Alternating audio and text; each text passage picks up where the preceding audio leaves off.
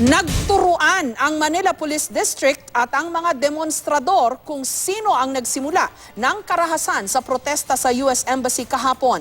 Pero aminado ang PNP o ang Philippine National Police na may mga hindi nasunod sa standard operating procedures nila pagdating sa dispersal ng mga nagpoprotesta. Kasunod nito, sinibak ang mahigit 60 pulis Maynila. May report si Mariz Umali. 35 pulis at 31 demonstrador ang sinasabing nasugatan mula sa madugong protesta sa US Embassy kahapon.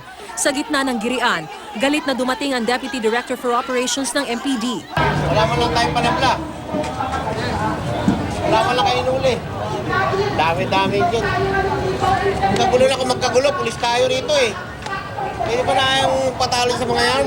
Ano ba yung bumayaran natin sa embassy? Kaya disperse mo yan.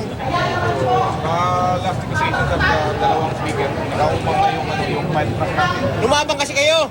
Mga pulis kayo, hindi kayo lumalaban.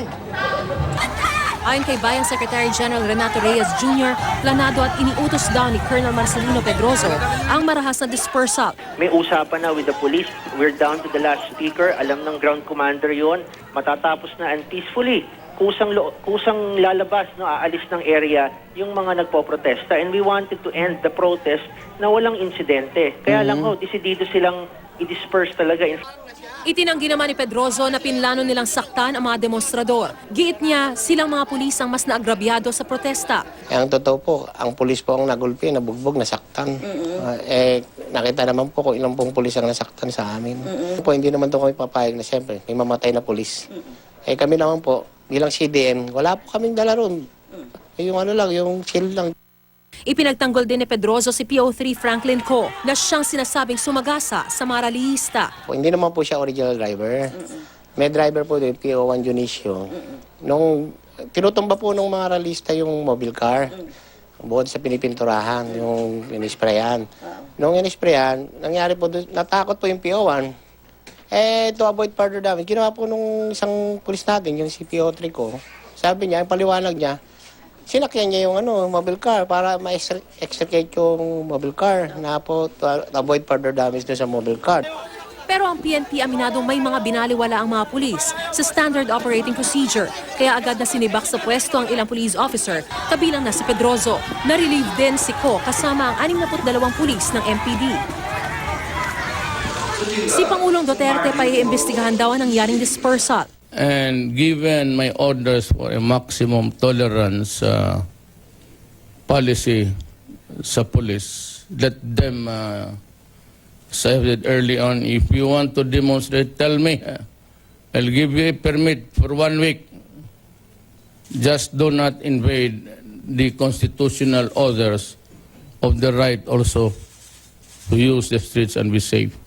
Inilagay sa restrictive custody ang mga pulis habang gumugulong ang investigasyon. Isa sa mga sisiyasatin ng CIDG, bakit tila hindi raw yata napaghandaan ang kilos protestang ito?